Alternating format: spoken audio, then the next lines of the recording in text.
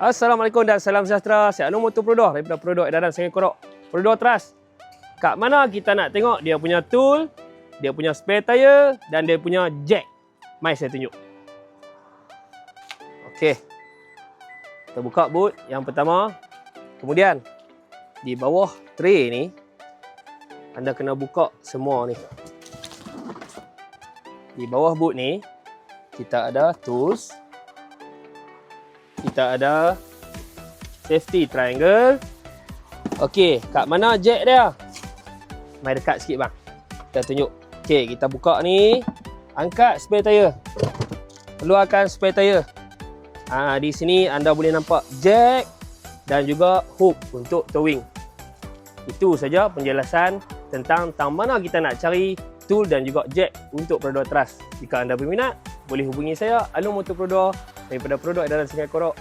Terima kasih. Assalamualaikum.